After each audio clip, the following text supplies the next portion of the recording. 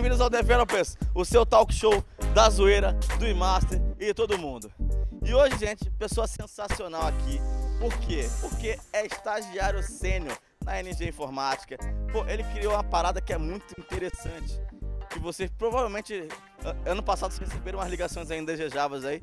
Culpa dessa pessoa também. E além disso, cara, ele conseguiu criar um Slack para console. É uma coisa muito doideira, é coisa maravilhosa. Então, uma salva de palmas para vocês, para mim, para todo mundo. Marcelo Java Camargo! Java é o seu legítimo... Que isso! Zoeira, gente. É Marcelo Haskell Camargo. Salva de palmas aí pro grande Marcelão. Como é que tá aí, meu? Só alegria? É como tá, tipo, de verdade ou pela Como convenção tá, social? Não, como então você tá de verdade. tá fluindo, tá fluindo. Tá melhorando agora. Então, Marcelo, pô, primeiramente, obrigado por ter vindo, cara. Faz tempo que a gente queria fazer a entrevista contigo e a gente conseguiu fazer agora uma encaixadinha aí no RectConf. Velho, então, a gente sempre começa com a mesma pergunta. Então, a mesma pergunta que eu já faço pra todo mundo, vou fazer pra você. Que é como você começou com desenvolvimento, o que deu na tua cabeça pra você começar nessa área? Olha, minha entrada na computação trabalhando com isso foi em 2012, mas desde que eu tive meu primeiro computador em 2006, já com Linux, até uma distribuição que nem existe mais, eu comecei a fuçar por tudo e explorar. Em 2012, eu morava em uma cidade do interior de 6 mil habitantes. Em 2012 eu comecei a trabalhar como técnico em redes, instalando internet via rádio mesmo, na única empresa da cidade que fazia isso praticamente, porque não tinha mais praticamente ninguém que o fizesse. No ano seguinte, eventualmente, eu comecei a trabalhar com técnico em informática, isso em 2013. E nessa época eu estava começando a estudar um pouquinho de programação por conta própria. Então, eu desenvolvi um sisteminha em PHP mesmo, para a loja em que eu trabalhava. E, tipo, não é que eu vi que era o que eu gostava, é que eu vi que era coisa que eu conseguiria pagar meu salário futuramente, sabe? Entendi. Então, eu não faço o meu trabalho porque amo. Tipo, as pessoas dizem que você deve amar o seu trabalho e não precisará trabalhar nem um dia. Pra mim, profissional bom é profissional com ódio. Profissional que odeia o que faz e que faz por ser bom. Fora o trocadilho, é basicamente no que eu consegui ter um hiperfoco. Mas eu comecei, tipo, meu primeiro Hello World em programação em si foi em 2012, quando minha professora de matemática até então me passou um executável do clássico Dev C++. Opa, show! E eu não tinha internet em casa, então eu anotava exemplos do que eu pesquisava fora de casa e ficava testando aleatoriamente ou lendo a documentação do próprio editor. E assim que eu comecei. Você começou com Pascal também, com C? Eu comecei com C, eu falhei em aprender C, eu fui para PHP e fiquei bastante tempo, fui bem a fundo em PHP para então retomar C. Mas, mesmo eu tendo começado com C e PHP, as linguagens que eu mais me aprofundei foram... eu acho que de início foi LiveScript até, uma linguagem funcional que compila para JavaScript. Tipo, eu passei a maior parte do tempo já trabalhando com linguagens ditas esotéricas. Em 2014 eu peguei meu primeiro emprego formal como programador, trabalhando com dezenas de linguagens, indo de Python a C#, a PHP, até a ponto de escrever uma linguagem própria para lá, que rodava em impressoras. Caralho, cara. Esse maluco... Capybara Programming Language, podem pesquisar. Como é que é o nome? Capybara Programming Language, anteriormente nomeada ZPL. Muito EZPL. foda. EZPL. Caraca, muito foda. E aí, tipo, o que te deu assim, porque você falou que estudei bastante PHP e tal, mas hoje em dia você estuda muito as linguagens, a compilação das linguagens e tudo mais. Tanto que você escreve vários compiladores, né? Tipo, foi por causa do trabalho que te levou a tentar aprender isso ou não? Tipo, então, na verdade, a curiosidade que me levou ao trabalho. Entendi. Porque quando eu comecei a trabalhar com tecnologia, eu era contratado para trabalhar com determinada tecnologia, passava 2 semanas e apareciam outros problemas a serem resolvidos e eventualmente necessitavam de outras tecnologias. sendo elas a melhor opção, eu achava mais viável estudá-la e aplicá-la, testar de fato, do que ir por algo que eventualmente poderia causar problemas depois. Então, eu acabei sendo curioso, fuçando nas coisas e depois vendo que as coisas que eu aprendi poderiam eventualmente resolver problemas do trabalho em si. Ah, que massa. Atualmente, inclusive, eu trabalho bastante com máquinas virtuais e compiladores. A minha linguagem principal de trabalho é o Camel. Chupa quem diz que não existe emprego com o Camel e Haskell. Basicamente, eu escrevo ferramentas para tornar a vida dos programadores menos dolorosa. Ferramentas de análise estática, como linters, formatadores de código, integrações com editores, suítes de teste para linguagens ainda não tão populares. Basicamente, o que eu sofri programando aplicações empresariais, Sim. Eu tento fazer com que outros programadores não sofram, pelo menos tanto. Caraca. E como é que foi a parada de sucesso da sua cidade? Hoje em dia você mora onde? Atualmente eu estou morando em Joinville, Santa Catarina. Eu saí da minha cidade aos 17 anos para fazer faculdade. Eu vim de uma cidade chamada Nita Garibaldi, com 6 mil habitantes. Sim. É sítio, basicamente. Eu fui logo depois que eu terminei o ensino médio para Brusque, para fazer faculdade. Fiz um ano de sistemas de informação. Foi lá, inclusive, que eu comecei a trabalhar com programação.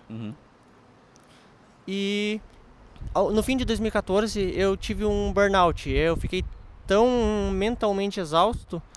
Tranquei faculdade, saí da empresa em que eu estava e fui para Joinville apenas com as minhas roupas e uma casa alugada pela internet. Caraca. E me estabilizei, estou lá há quase 4 anos agora. Pô, que legal. Então, mas a cidade em si te ajudou bastante nessa volta do burnout? Sim, era um lugar novo em que eu praticamente não conhecia ninguém e eu estava querendo meio que renovar tudo, então foi positivo. Da hora demais. Cara, e aí, tipo, as pessoas hoje em dia falam muito a questão de, não se prenda a uma linguagem, tipo, você faz isso muito bem. Tipo, que dica você tem pro pessoal que não consegue fazer isso, não consegue se desgarrar da linguagem que começou? Então, basicamente o trabalho de um programador não seria exatamente escrever código, mas pensar e resolver problemas. Linguagens são apenas ferramentas e linguagens são feitas por outros programadores. E outros programadores também erram. Tem muita gente que acha que quem desenvolve linguagem sabe de tudo e não erra, tipo, que aquilo é bem arquitetado, é bem planejado e tem fundamento científico. 50% do que a gente faz é cagada, só a maior parte realmente é heurística. Claro, a teoria é extremamente necessária nessa área, mas o objetivo em si é resolver problemas. E como linguagens de programação são ferramentas, elas podem resolver e causar problemas. E as linguagens de programação não existem apenas por firula, não é apenas por questão sintática. Tantos pesquisadores não perderiam tantos anos só para melhorar a sintaxe de linguagens. Elas vêm para resolver outros problemas em domínios específicos. Erlang, por exemplo, ótimo para telefonia. Node.js e até Erlang também, bom para aplicações web. PHP, eu diria que é ótimo para você fazer protótipos rápidos para... Eu não estou falando mal de PHP, tá, gente? Eu só estou querendo dizer que PHP é boa para prototipar. E cada linguagem em si tem uma categoria que ela vai se enquadrar melhor. Não existe uma linguagem mãe que vá resolver todos os problemas. Ela pode até resolver os seus problemas que você está querendo resolver na hora, mas que ela vai causar mais, vai. É verdade. E tipo, como é que você mensura isso? Você estuda bastante, mas como é que você mensura? Tipo, hoje eu sei que Erlang é bom para telefonia. Tipo. Então, geralmente todo projeto que eu vou desenvolver, eu faço antes uma análise de qual tecnologia seria melhor aplicável e pesquiso bastante para tentar selecioná-la sem também me deixar envolver tanto pelo lado emocional, pela hype das linguagens, porque muita gente pensa que essas linguagens novas, funcionais e outras coisas são apenas hype, mas elas têm muita aplicação prática e é necessário saber quando se deve utilizá-las e quando não são a melhor forma de resolver o problema. Geralmente a documentação delas diz muito sobre quais são as aplicações delas, mas o que vai dizer mais sobre qual linguagem você deveria utilizar são um conjunto de fatores. O quanto a sua equipe está disposta a aprender, a trocar o mindset também, o quanto você quer ter atrelado de responsabilidade do projeto sobre você e quais seriam os requisitos o que você precisaria para resolver o seu problema. Basicamente das premissas do seu problema e com base tanto no fator ambiental quanto ambiental, eu me refiro à empresa, pessoas, quanto no fator tecnológico. Adicionalizar. Na empresa a gente usa em grande maioria programação funcional, principalmente na minha equipe. Só que o pessoal aprendeu programação funcional sem saber o termo programação funcional. Foi tipo assim, depois que todo mundo já conseguia trabalhar fodasticamente com programação funcional, currying, composição, point free programming e vários outros jargões clássicos, foi que meio que caiu a ficha de, isso é o que a galera chama de programação funcional. Tipo, o pessoal acabou pegando meio que um trauma até dos termos, em parte, mas se tu demonstra aplicabilidade prática e só depois fala, então, isso é o que você disse que era inútil, costuma dar bastante certo. Uma coisa que funcionou também, confessando agora, foi escrever os protótipos dos projetos em diferentes tecnologias e depois compará-los e ver qual deles se saía melhor em cada situação. Caraca. Eu costumo escrever o mesmo projeto em diferentes tecnologias e stacks de diferentes paradigmas para ver qual deles escala melhor, atende melhor o problema. Mas linguagens são puramente ferramentas. E tu não é um programador de uma linguagem. Tu é pago para resolver problema, não para escrever código. Se tu fosse pago para escrever código, eu provavelmente estaria sendo processado pela empresa, porque eu tenho mais código removido do que escrito.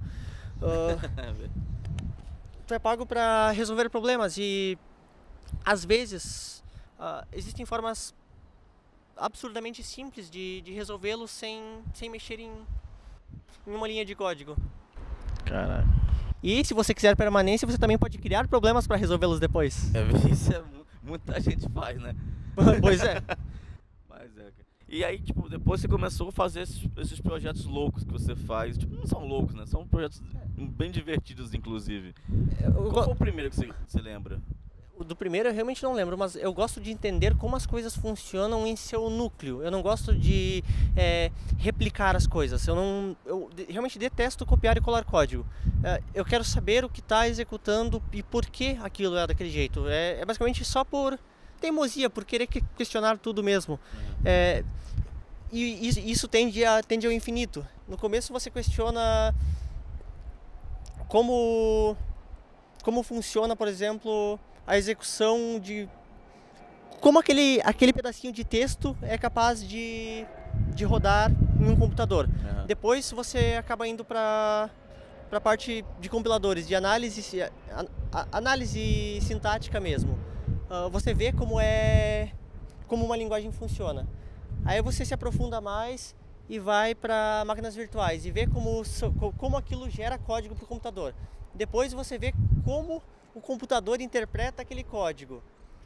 Depois você vai para o lado matemático e vê qual é a equivalência entre um computador e diferentes modelos de fazer a mesma coisa.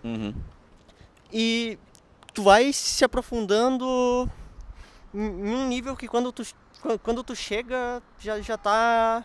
Você já fugiu de área, basicamente. Mas quando tu volta, tu tem uma visão geral de tudo que tu fazia completamente diferente. Tu entende por que funcionam as coisas e isso ajuda muito a resolver problemas e propor soluções até então não tão fáceis de imaginar. Atualmente, eu costumo programar muito menos do que eu programava anteriormente. O meu maior compilador não passou de 10 mil linhas de código e ele era absurdamente completo, no caso Quack, em questão de análise. Muito código não quer dizer que algo vai ser bom ou vai ter muitas features, mas simplicidade. Se você tem simplicidade e você entende cada ponto da sua aplicação, É o que vale. Você vai. Você tem o Quack, por exemplo, que é o compilador e a própria linguagem que você criou.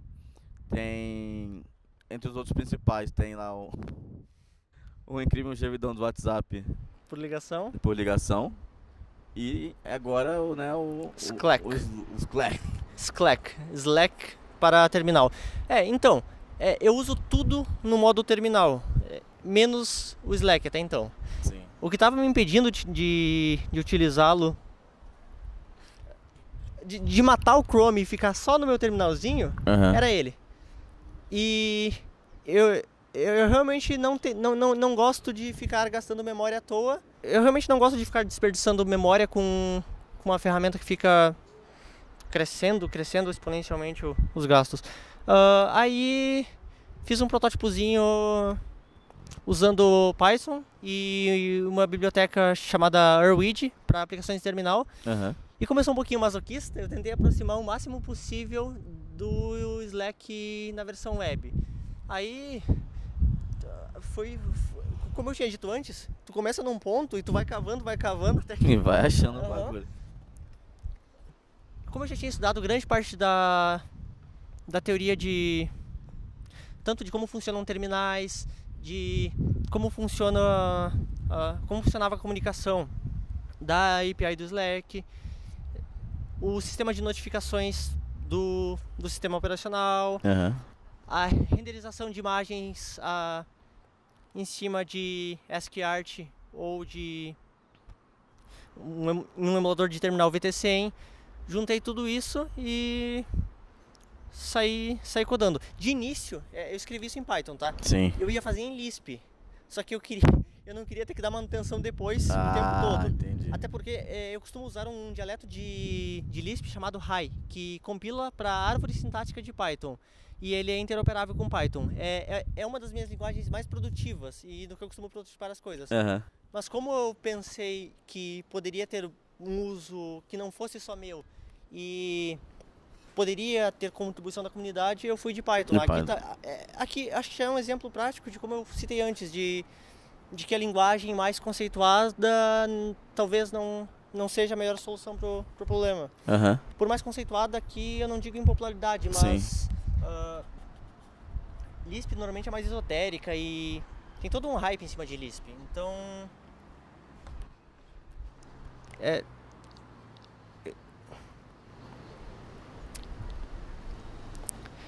essa foi uma situação em que, por conta da comunidade, Python foi mais viável. Pô, que legal. E, cara, aí, tipo, o Gemini no WhatsApp, o que entrou na sua cabeça pra você falar, vou trollar a galera e vou fazer um bagulho aqui? Na verdade, foi pra trollar um amigo do trabalho. O nome dele é Paulo Cucci. Ele costuma zoar bastante o pessoal lá. E pra zoar ele, na época eu estava desenvolvendo uma integração até com a Total Voice, da qual eu usei a API. Sim. E como tinha alguns créditos de teste e eu estava testando justamente áudio, eu vi que eu conseguia simular o número de entrada e ligar para qualquer pessoa fazendo isso. E brinquei com ele de início. Aí publiquei no GitHub e depois postei na PDA, na Associação de Programadores Depressivos Anônimos do Facebook.